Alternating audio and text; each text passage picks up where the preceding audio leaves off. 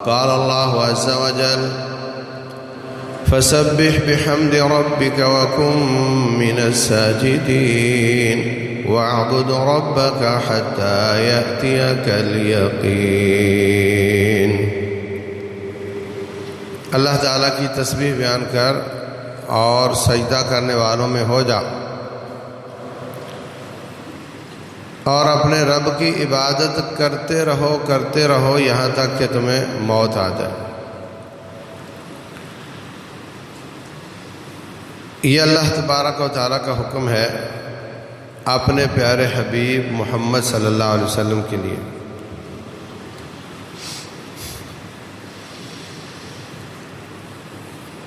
کہ جب تک دنیا سے چلے نہ جاؤ اس وقت تک رب کی عبادت کرو۔ وَاعْبُدْ رَبَّكَ حَتَّى يَأْتِيَكَ الْيَقِينُ، یقین کا معنی وفات ہے، اس لیے کہ موت یقینی چیز ہے، اس لیے اس کا نام ہی یقین رکھ دیا۔ اس کا مطلب بعض لوگوں نے یہ نکالنے کی کوشش کی کہ جب تک یقین نہ آ جائے، ہمارے نبی علیہ السلام کو تو پہلے دن سے یقین آیا ہوا ہے، ان کا ایمان تو پہلے دن سے ہی کامل ہے، تو کون سا یقین ہے جو تھوڑی دیر کے بعد آنا ہے؟ اور اس کے اوپر پھر تعلیق چڑھا دیتے ہیں کہ جناب چونکہ وہ شریعت والے ہیں، ہم طریقت والے ہیں، اور ہمیں یقین آ چکا ہے اس لیے ہم نماز نہیں پڑھیں گے، اس لیے وہ قبروں کی پرستش، اس پر میلے ٹھیلے اور نماز نہیں پڑھتے کیونکہ ہمیں یقین آیا ہوا ہے۔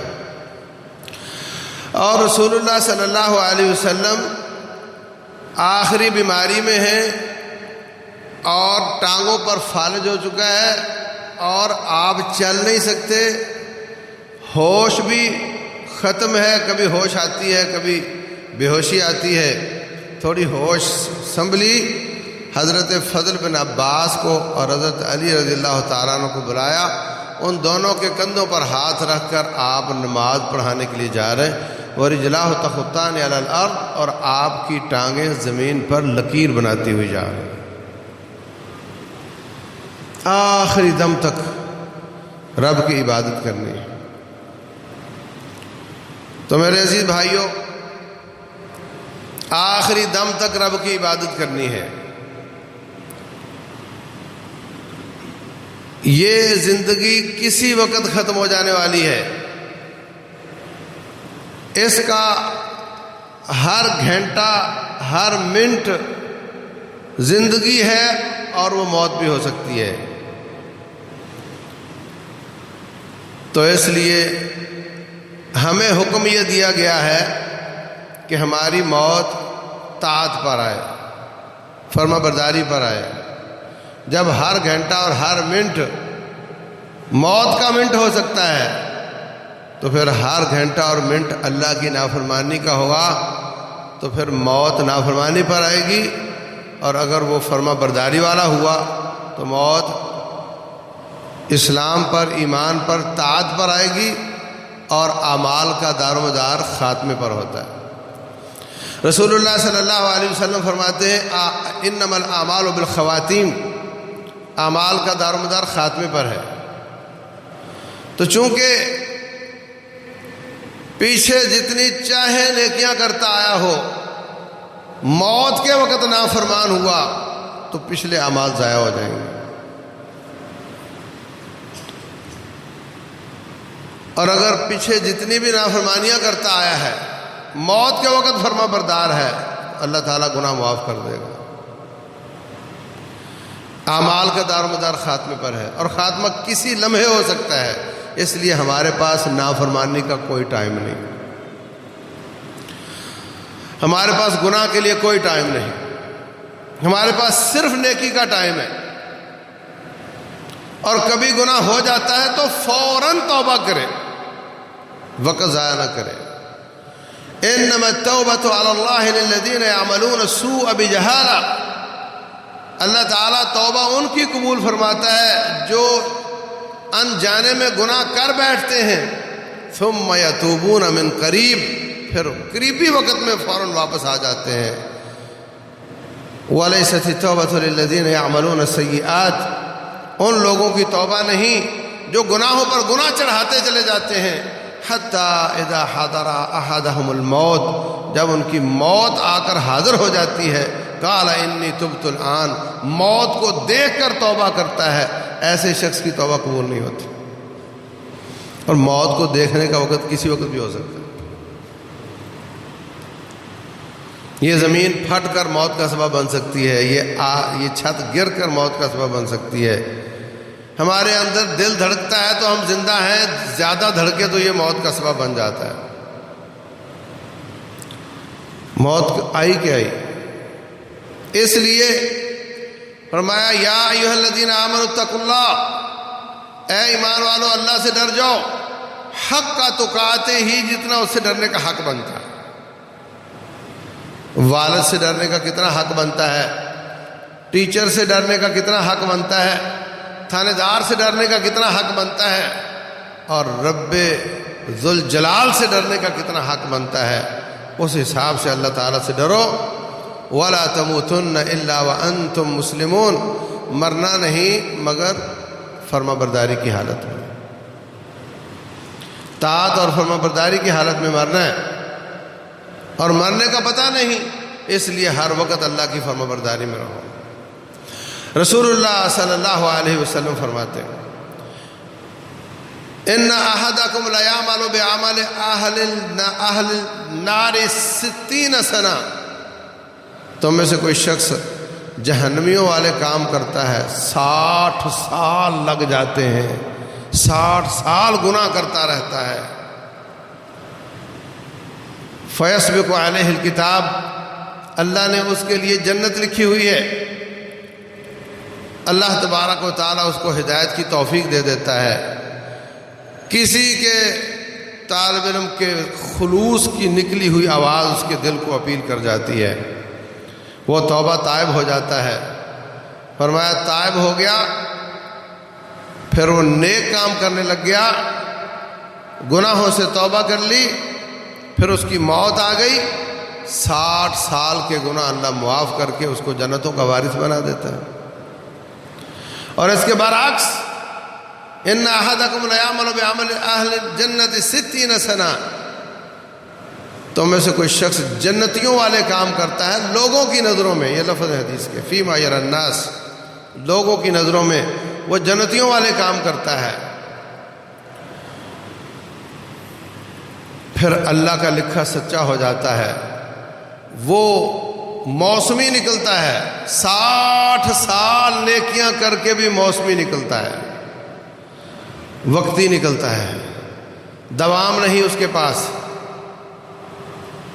ہمیشگی نہیں، ذرا سی تکلیف آئی، ذرا سی آزمائش آئی، ایڑیوں کے بل پھر گیا۔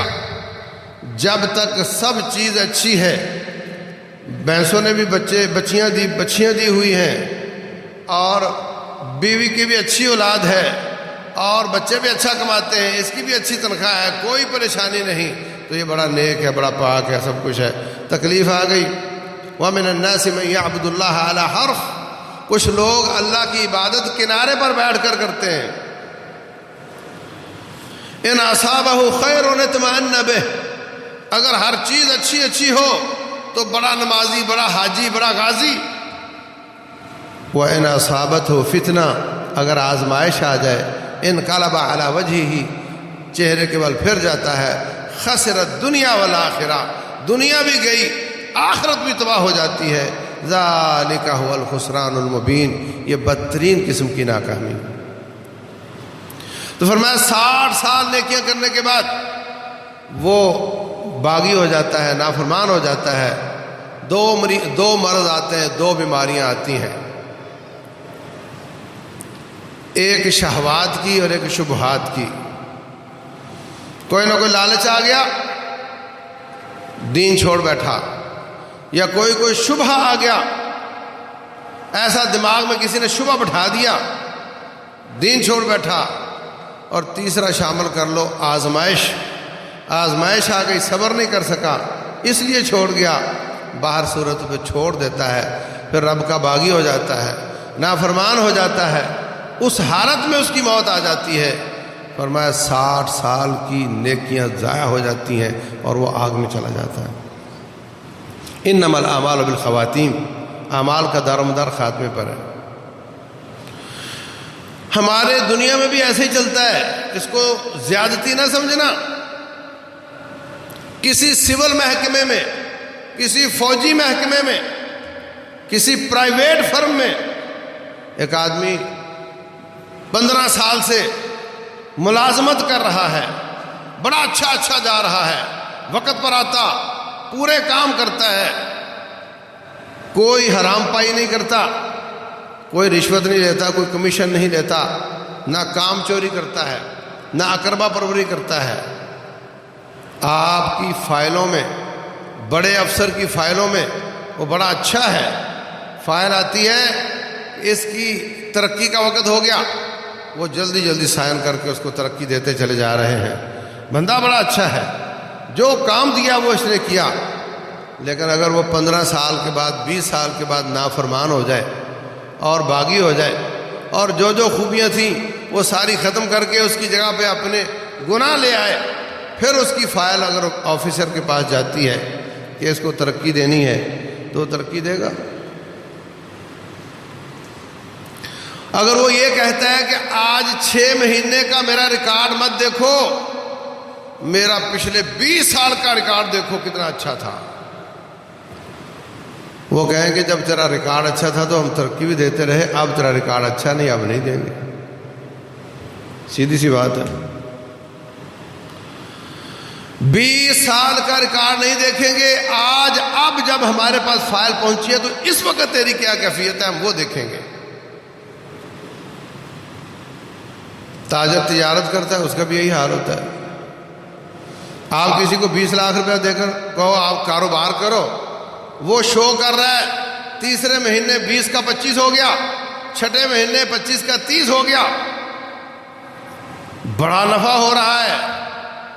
اور اگر 12ویں مہینے وہ حساب کرتا ہے جا کر اور کہتا ہے نہیں جی وہ تو نقصان ہوا، اور یہ دیکھو چھٹے مہینے بڑا اچھا جا رہا تھا، 8ویں مہینے بڑا اچھا جا رہا تھا، اب تو نقصان ہے، اب تو تیرے 20 بھی پورے نہیں ہو رہے ہیں، تو کیا آپ پچھلے مہینوں کے ریکارڈ دیکھ کر خوش ہو جاؤ گے؟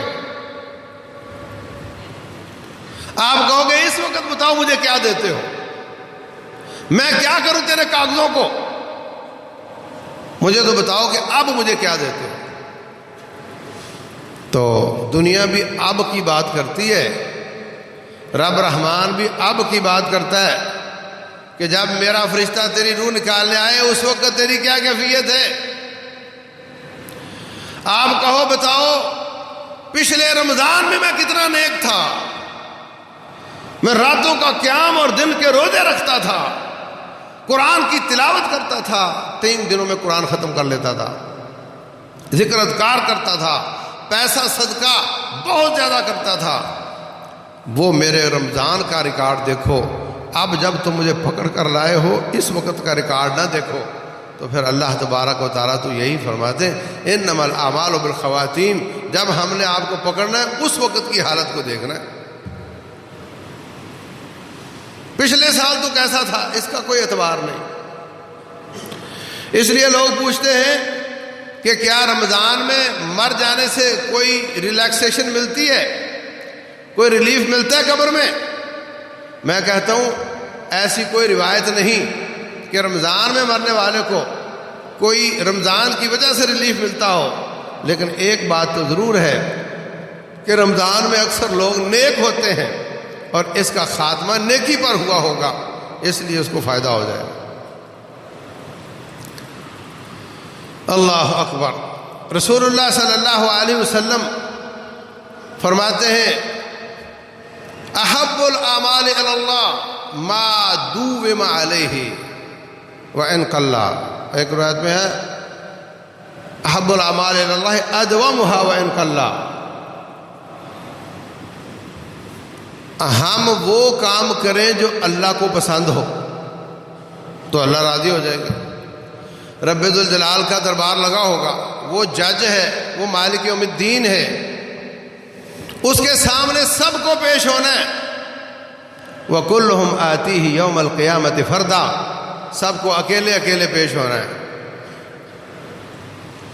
فرمایا وَإِن مِّنكُمْ إِلَّا وَسَيُكَلِّمُهُ رَبُّهُ وَلَيْسَ بَيْنَهُمَا تُرْجُمَانٌ، تم جب اللہ کے سامنے پیش ہوگے سب کے ساتھ اللہ ڈائریکٹ بات کرے گا، بیچ میں کوئی ایڈوکیٹ نہیں ہوگا، کوئی وکیل نہیں ہوگا، کوئی ترجمان نہیں ہوگا۔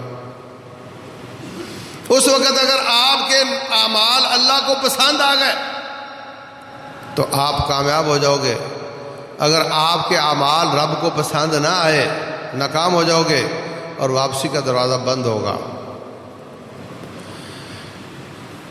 اللہ تبارک و تعالیٰ خوش ہوا تو آپ کامیاب ہوگے۔ اور آپ کو بتاؤں اللہ کس کام سے خوش ہوتا ہے؟ احب الاعمال الی اللہ ادومها وان قل، اللہ کو وہ عمل پسند ہیں جو دوام والے ہوں اگرچہ تھوڑے کیوں نہ ہوں۔ اللہ اس پر خوش ہوتا ہے، میں بھی اسی پر ہی خوش ہوتا ہوں۔ ایک آدمی مجھے رمضان میں 1,00,000 روپیہ دے دے اور دوسرا مجھے ہر مہینے 20-20 ہزار دیتا ہو، 30-30 ہزار دیتا ہو، میں کس پر خوش ہوں گا؟ تو ایک دم زیادہ نیکی کر کے ایک دم بریک لگا دینا، اور دوسری طرف اگرچہ تھوڑی ہو مگر مستقل چلتی ہو، انسان بھی اسی کو پسند کرتا ہے۔ کسی غریب سے پوچھ لو اس کا ماہانہ وظیفہ لگاؤ تو خوش ہوگا یا صرف رمضان میں چندہ دو تو خوش ہوگا؟ تو رب رحمان بھی اس کام پر خوش ہوتا ہے جو مستقل چلتا ہو اگرچہ تھوڑا ہی کیوں نہ ہو۔ اللہ اکبر۔ حضرت عیسیٰ علیہ السلام فرماتے ہیں انی عبد اللہ آتانی الکتاب وجعلنی نبیا، میں اللہ کا بندہ ہوں، اللہ نے مجھے کتاب دی۔ بچہ بول رہا ہے، بچپن میں بول رہے ہیں، کہا آتانی الکتاب، اللہ نے مجھے کتاب دی، وجعلنی نبیا، اور مجھے نبی بنا دیا، وجعلنی مبارکا اینما کنت واوصانی بالصلاة والزکاة ما دمت حیا، اللہ نے مجھے نصیحت کی ہے کہ زکوٰۃ دینی ہے اور نماز پڑھنی ہے جب تک تیری زندگی ہو، ساری زندگی یہ کام کرنا ہے، موسمی نہیں بننا، برساتی نہیں بننا۔ اوصانی بالصلاة والزکاة ما دمت حیا، جب تک میں زندہ ہوں اس وقت تک میں نے نماز کا بھی خیال کرنا ہے، زکوٰۃ کا بھی خیال کرنا ہے۔ اور اللہ فرماتے ہیں وَأْمُرْ أَهْلَكَ بِالصَّلَاةِ وَاسْتَبِرْ عَلَيْهَا، اپنے گھر والوں کو نماز کا حکم دو اور اس پر ہمیشگی کرو۔ لَا نَسْأَلُكَ رِزْقًا نَحْنُ نَرْزُقُكَ وَالْعَاقِبَةُ لِلتَّقْوَىٰ۔ اور اللہ تبارک و تعالیٰ اپنے مومن بندوں کے بارے میں فرماتے ہیں وَالَّذِينَ هُمْ عَلَىٰ صَلَاتِهِمْ دَائِمُونَ، میرے بندے وہ ہیں جو نمازوں پر دوام کرتے ہیں، موسمی نہیں ہوتے۔ اور آگے 8-10 وصف مومنوں کے بیان کرنے کے بعد آخری وصف پھر یہ بیان کیا والذین هم علی صلاتهم یحافظون، وہ لوگ جو اللہ اپنی نمازوں کی حفاظت کرتے ہیں، اولئک فی جنات مکرمون، یہ اللہ تعالیٰ کی جنتوں میں پروٹوکول کے ساتھ رہیں گے۔ یہ خوبی ہے میرے مصطفیٰ علیہ الصلوۃ والسلام کی، یہ خوبی ہے میرے صحابہ کرام کی، یہ خوبی ہے ہر نیک آدمی کی۔ عصر کے بعد آپ نے 2 رکعتیں پڑھی، پوچھا گیا یہ کون سی ہیں؟ آپ تو ہمیں منع کرتے۔ فرمایا وہ وفد عبد قیس آیا ہوا تھا وفد، اور وہ مجھے انہوں نے مصروف کیے رکھا، تو ظہر کے بعد والی 2 رکعتیں رہ گئی تھی، وہ میں نے عصر کے بعد پڑھی ہیں۔ اب عصر کے بعد پڑھ لی، اب ہمیشہ عصر کے بعد پڑھنا شروع کر دیں 2 رکعتیں۔ ویسے منع، ویسے یہ وقت ممنوع ہے، مگر 2 رکعتوں کی گنجائش نکال لی کہ میں نے یہ پڑھی ہیں تو اب میں پڑھتا رہوں۔ آپ ہمیشہ آخری عشرے کا اعتکاف فرماتے تھے۔ ایک دفعہ اعتکاف کے لیے آئے تو حضرت عائشہ رضی اللہ عنہ فرماتی ہیں میں نے اجازت مانگی، میں نے بھی اعتکاف کرنا، فرمایا چلو کر لو، انہوں نے خیمہ لگا لیا۔ حفصہ کہنے لگیں میرے لیے بھی اجازت لے لو، وہ بھی مل گئی، ساتھ والا خیمہ ان کا بھی لگ گیا۔ آپ نماز پڑھنے کے لیے آئے تو دیکھا ایک خیمہ اور لگا ہوا ہے، کہا یہ کس کا ہے؟ یہ زینب کا ہے رضی اللہ عنہن۔ فرمایا تم ایک دوسرے کا مقابلہ کرنے چلی ہو یا نیکی لینے چلی ہو؟ میں اس دفعہ اعتکاف کروں گا ہی نہیں۔ آپ نے اپنا خیمہ اکھیڑ لیا، انہوں نے بھی اکھیڑ لیا۔ جب رمضان گزرا تو شوال کے پہلے عشرے میں 10 دنوں کا اعتکاف کیا۔ وہ جو رمضان کا چھوٹ گیا تھا وہ شوال میں کر لیا تاکہ میرا کام اس میں دوام باقی رہے، میرے عمل میں دوام باقی رہے۔ ایسا نہ ہو کہ میں نے ایک کام شروع کیا اور بیچ میں انقطاع آ جائے۔ لازم نہیں ہے، اعتکاف خود نفلی چیز ہے، اس کی قضا لازم نہیں، لیکن میرے مصطفیٰ علیہ الصلوۃ والسلام کی عادت مبارکہ تھی کہ جو کام نیکی کا شروع کیا ہے پھر اس کو چھوڑنا نہیں۔ صحیح بخاری میں ہے عبداللہ بن عمر بن عاص رضی اللہ تعالیٰ عنہ، ان کو آپ نے ایک دن فرمایا نعم العبد عبداللہ لو کان یقوم اللیل۔ عبداللہ بندہ تو بڑا اچھا ہے، نوجوان تھے، اگر یہ قیام اللیل شروع کر دینا تو بندہ تو بڑا اچھا۔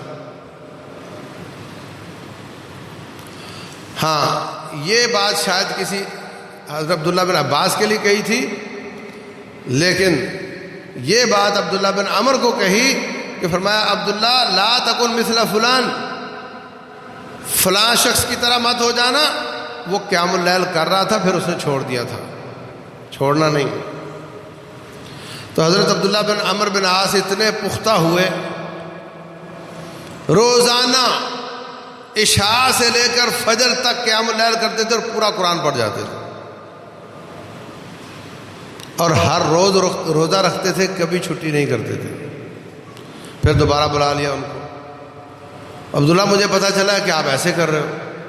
کہا جی، تو فرمایا اس طرح نہیں کرو، آپ مہینے میں 3 روزے رکھ لیا کرو اور مہینے میں 1 قرآن ختم کیا کرو۔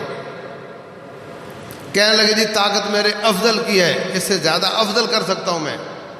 فرمایا پھر ایسے کرو 20 دن چھٹی اور 10 دن روزے رکھ لیا کرو۔ کہتے ہیں جی میری طاقت اس سے افضل کی ہے۔ فرمایا پھر داؤد علیہ السلام کی سنت ہے 1 دن روزہ 1 دن چھٹی۔ کہا میری طاقت اس سے بھی زیادہ ہے، فرمایا اس سے افضل ہوتا ہی نہیں ہے۔ 7 دن میں قرآن ختم کرنے کی عادت بنا لی اور اس طریقے سے روزے چھوڑ کر رکھنے کی عادت بنا لی۔ جب بوڑھے ہو گئے سارا دن اپنی بیوی کو قرآن کا 7واں حصہ یاد کر کے سناتے تاکہ رات پڑھ سکوں، اور کمزور ہو گئے تھے تو کبھی روزے مسلسل چھوڑنے پڑ جاتے تو پھر نوٹ کر لیتے، پھر اگلے دنوں میں مسلسل رکھ کر ان کو پورا کرتے، اور ساتھ کہتے کاش میں نے نبی صلی اللہ علیہ وسلم کی نصیحت مان لی ہوتی اور وہ مہینے میں 3 دن والی روٹین بنا لی ہوتی اور پورے مہینے میں 1 قرآن والی نصیحت وہ میں نے مان لی ہوتی۔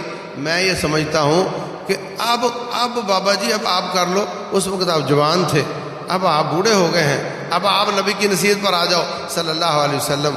لیکن وہ چاہتے تھے کہ جو کام میں نے جوانی میں شروع کیا ہے میں موت تک اس کو لے کر چلوں۔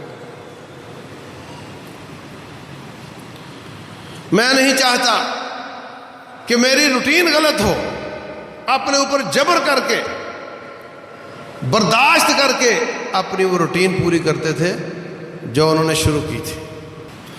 رسول اللہ صلی اللہ علیہ وسلم فرماتے ہیں روزانہ 2 فرشتے نازل ہوتے ہیں، ایک کہتا ہے یا اللہ اللہم آت منفقا خلفا، جس شخص نے آج کی ڈیٹ میں صدقہ کیا ہے یا اللہ اس کو نعم البدل عطا فرما۔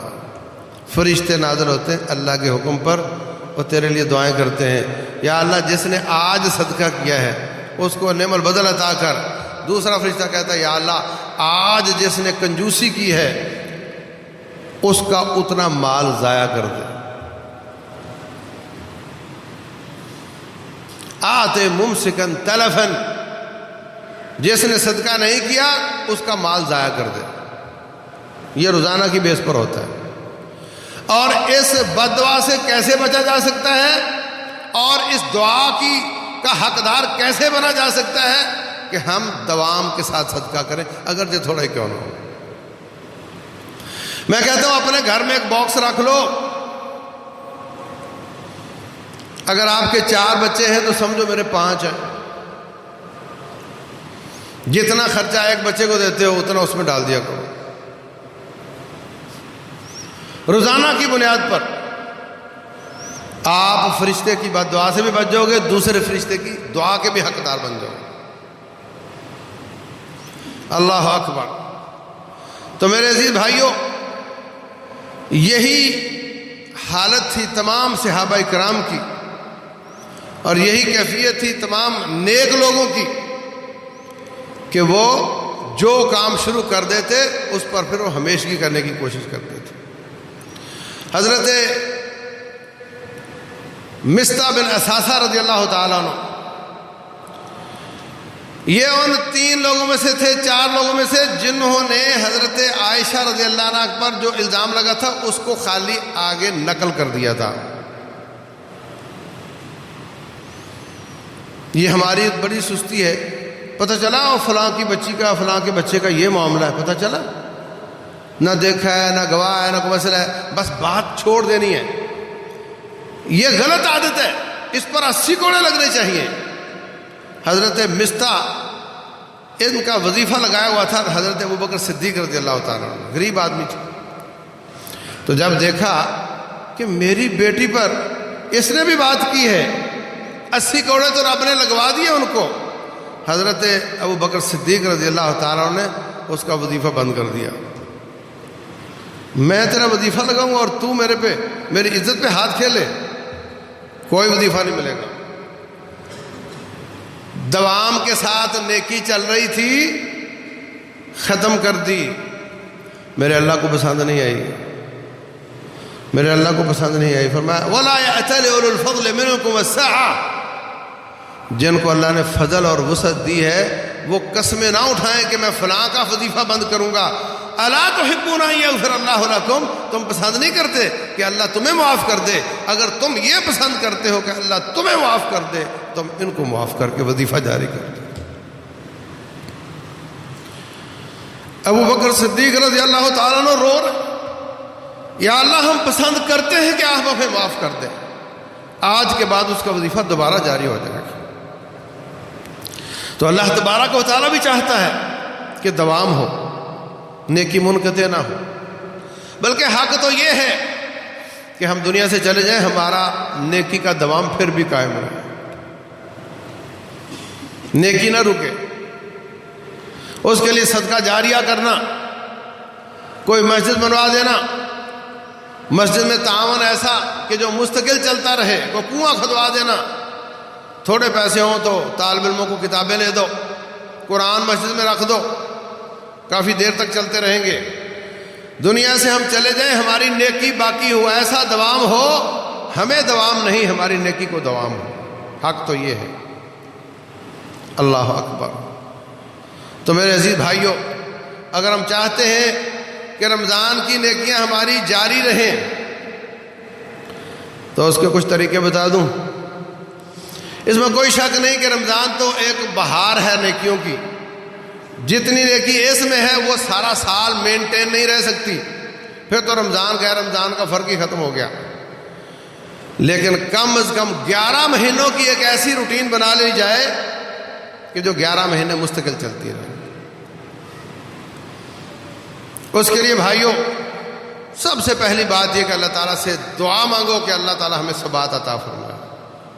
معاذ بن جبل رضی اللہ تعالیٰ عنہ کو رسول اللہ صلی اللہ علیہ وسلم نے فرمایا تھا، یہ دعا ہر نماز کے بعد کیا کر، رب اعنی علی ذکرک و شکرک و حسن عبادتک، یا اللہ اپنی اچھے طریقے سے عبادت کرنے پر میرا تعاون فرما۔ اور ہم ہر نماز کی ہر رکعت میں کہتے ہیں اہدنا الصراط المستقیم، یا اللہ ہمیں سیدھا راستہ دکھا دے. سیدھا راستہ دیکھا ہے تبھی تو نماز پڑھنے آئے ہو نا. تو اب کیا مانگ رہے ہو؟ اب یہ اس پر دوام مانگ رہا ہے، اب اس پر ہمیشگی مانگ رہا ہے. ہر لمحہ شیطان گمراہ کر سکتا ہے، یہ ہر لمحے اللہ تعالیٰ سے اس نیکی پر دوام مانگتا ہے تاکہ کہیں یہ نیکی چھوٹ نہ جائے. تو سب سے پہلی بات تو یہ کہ ہمیں بہت زیادہ دعا کرنی چاہیے. رسول اللہ صلی اللہ علیہ وسلم بھی والعزیمۃ علی الرشد اور ثبات کی دعا کیا کرتے تھے. یا اللہ میں نیکیوں پر قائم رکھوں. سجدے میں پڑھ کر عائشہ صدیقہ رضی اللہ عنہ فرماتی ہیں میں نے سنا آپ فرما رہے تھے یا مقلب القلوب ثبت قلبی علی دینک، اے دلوں کو پھیر دینے والے میرے دل کو اپنے دین پر جمع کر رکھنا. وہ نبی جس کی ڈائریکٹ نگرانی رب ذوالجلال فرماتے ہیں، وہ اگر دوام اور ثبات مانگ رہے ہیں، استقامت مانگ رہے ہیں، تو ہم کون ہوتے ہیں؟ نمبر 2، نیک لوگوں کی صحبت. انسان بچہ ہو یا بڑا ہو دوسروں سے سیکھتا ہے. جب آپ دیکھیں گے کہ ایک آدمی کوئی نماز نہیں پڑھتا، ان کے ساتھ رہیں گے تو آپ کہیں گے میں 2 بھی پڑھتا ہوں تو غنیمت ہے. جب آپ دیکھیں گے کہ لوگ تہجد گزار ہیں اور میں فرض بھی پورے نہیں پڑھتا تو آپ میں عزم آئے گا، آپ میں دوام آئے گا. تو نیک لوگوں کی صحبت بھی دوام میں تعاون کرتی ہے. اور پھر قرآن حکیم کو غور و فکر کے ساتھ پڑھیں، ترجمے کے ساتھ پڑھیں. قرآن انسان کو یہدی للتی ہی اقوم، یہ قرآن سیدھا رکھتا ہے انسان کو. جب آپ یہ تربیت کا بہترین نصاب ہے، جب آپ اس کو پڑھتے ہیں تو رب ذوالجلال آپ کو ثبات عطا کرتا ہے. ترجمے کے ساتھ پڑھتے ہیں. اور اپنے فرائض کے ساتھ نفلی عبادت کرنے سے شیطان دفاعی پوزیشن میں چلا جاتا ہے. جب آپ فرائض کے ساتھ ساتھ نفل بھی پڑھتے ہیں، اگر آپ صرف 5 نمازیں پڑھتے ہیں، تہجد شروع کر دیں، جتنی بھی ہو 5 رکعت 7 رکعت آہستہ آہستہ بڑھاتے جائیں، تو شیطان آپ کو دفاعی پوزیشن میں چلا جائے گا کہ یہ تو بہت آگے نکل چکا ہے. تو یہ بھی بہت معین اور معاون ثابت ہوتا ہے. اسی طریقے سے شیطان ہی انسان کو پھسلاتا ہے. اگر ہم کسی طریقے سے شیطان سے بچ جائیں تو اللہ تعالیٰ ہمیں ثبات اور استقامت عطا فرمائے گا. شیطان سے کیسے بچ سکتے ہیں؟ رسول اللہ صلی اللہ علیہ وسلم فرماتے ہیں جو دن میں 100 دفعہ لا الہ الا اللہ وحدہ لا شریک لہ لہ الملک و لہ الحمد وہو علی کل شیء قدیر پڑھتا ہے، اللہ تعالیٰ اس کو شیطان سے محفوظ کر دیتا ہے. لوگوں کا رمضان ختم ہو جائے گا، آپ کا ختم نہیں ہوگا. لوگوں کے شیطان چھوٹ جائیں گے، آپ کا نہیں چھوٹے گا. اور فرمایا کوئی شخص کمپٹیشن میں اس شخص سے نیکیوں میں آگے نہیں بڑھ سکتا جو یہ دعا 100 بار پڑھتا ہے. فرمایا ایک شخص اس سے آگے بڑھ سکتا ہے جو یہی دعا اس سے اور زیادہ پڑھتا ہے. اس کی بڑی فضیلت ہے، یہ الگ موضوع ہے، اور بھی احادیث اس کی فضیلت میں آئی ہیں، تو ہمیں یہ پڑھنا چاہیے. رمضان کے روزے من صام رمضان ایمانا واحتسابا غفر له ما تقدم من ذنبه، رمضان کے روزے رکھنے سے گناہ معاف ہوتے ہیں. من قام رمضان ایمانا واحتسابا غفر له ما تقدم من ذنبه، راتوں کے قیام سے بھی گناہ معاف ہوتے ہیں. تو رمضان گزر جائے، مہینے کے 3 روزے رکھو، اللہ تبارک و تعالیٰ 30 کا اجر عطا فرمائے گا. 3 رکھو گے 30، ہر مہینے میں 3 تو گویا سارا سال کے روزے ہو جائیں گے. اور اگر شوال میں 6 رکھ لو پھر بھی فرمایا سارے زمانے کے روزوں کے برابر ہے. 30 یہ اور 6 وہ 36، اور عربی کا سال جو ہوتا ہے وہ 360 کا ہوتا ہے. 10 سے ملٹیپلائی کرو تو 360 ہو جاتا ہے. اور پھر تہجد جتنی اللہ توفیق دے، جو اذکار بیان کیے تھے میں نے پچھلے خطبے میں کہ اس سے سارے گناہ معاف ہو جاتے ہیں، ادھر رمضان سارے گناہ معاف کرتا ہے، سارا سال کرنے کے بھی ایسے کئی کام ہیں جن سے سارے گناہ معاف ہوتے ہیں، وہ کیے جائیں۔ صدقے میں بھی دوام اختیار کیا جائے، جیسے میں نے عرض کیا ہے، ہر نیکی میں، قرآن کی تلاوت میں، قرآن کی تلاوت کا ایک نصاب بنا لو، انشاءاللہ کہو مجھے اللہ کی قسم ہے کہ میں نے ہر نماز سے پہلے یا بعد میں صرف ایک صفحہ قرآن کا پڑھنا ہے۔ کون کون پڑھے گا؟ ایک صفحہ 2 سیکنڈ کتنے لگتے ہیں؟ 2 منٹ لگ جائیں گے، 3 منٹ لگ جائیں گے۔ ہاں بھائی دوبارہ ایک صفحہ صرف، اگر آپ دوام چاہتے ہیں تو کچھ بھی نہیں ہوگا۔ اگر آج زیادہ مصروف تھے تو شام کو 5 صفحے پورے کر لینا، اور اگر سارا دن زیادہ مصروف تھے تو کل 10 پڑھ لینا، کیا فرق پڑتا ہے؟ لیکن ہر نماز کا ایک صفحہ ہو گیا، ٹھیک ہے؟ اور کوشش کرو کہ فجر پڑھنے کے بعد گھر جاؤ، بچیوں کو بٹھا کر 3 آیتوں کا ترجمہ پڑھ لیا کرو قرآن سے دیکھ کر، تو اس طریقے سے آپ قرآن کے ترجمے سے بھی گزر جاؤ گے، اور ہر روز قرآن پڑھو گے انشاءاللہ۔ جب آپ ہمت کر کے دوام دو گے تو رب ذوالجلال کی طاعت پر ڈٹ جاؤ گے، اس پر استقامت اختیار کرو گے، اللہ تعالیٰ آپ کو توفیق دے گا، پھر سارا سال جب بھی موت آ جائے فکر کی بات نہیں ہے، پھر فکر کی بات نہیں ہے، ہم تار کے قرآن ہو کر نہیں مریں گے۔ اور ایک اور بشارت آپ کو دوں، فرمایا ان الذین قالوا ربنا اللہ ثم استقاموا، وہ لوگ جنہوں نے کہا ہمارا رب اللہ ہے پھر اس پر ڈٹ گئے، جو نیکی کی اس پر ڈٹ گئے، جو گناہ چھوڑے رمضان میں اس پر ڈٹ گئے، تتنزل علیہم الملائکہ، موت کے وقت روح نکل رہی ہوتی ہے، سب سے زیادہ پریشانی ٹینشن اس وقت ہوتی ہے، اس وقت وہ آ جائیں گے فرشتے، السلام علیکم،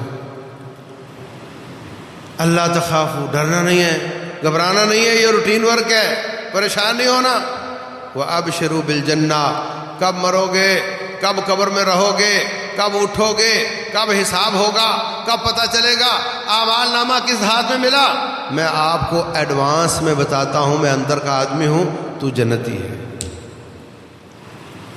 تو پاس۔ وَأَبْشِرُوا بِالْجَنَّةِ، یہ کن پر نازل ہوتے ہیں؟ جو ڈٹ جاتے ہیں نیکی پر، گناہ کو چھوڑنے پر۔ فرمایا وَأَبْشِرُوا بِالْجَنَّةِ الَّتِي كُنْتُمْ تُوعَدُونَ، جو تمہیں وعدہ دیا جاتا تھا۔ کہتے تم کون ہو، اپنا تعارف تو کرواؤ۔ کہتا ہے نحن اولیاؤکم فی الحیات الدنیا وفی الآخرہ، ہم دنیا میں بھی تیرے دوست تھے، تیری اچھی عادتیں، تیرا نیکی پہ ڈٹ جانا، تیرا گناہ کو چھوڑنے پہ ڈٹ جانا ہمیں بڑا پسند تھا، ہماری تیرے ساتھ دوستی لگ گئی تھی، لیکن اظہار محبت کی اجازت نہیں تھی، اب ہم سارے مراحل تیرے ساتھ چلیں گے۔ نحن اولیاؤکم فی الحیات الدنیا وفی الآخرہ، اللہ اکبر۔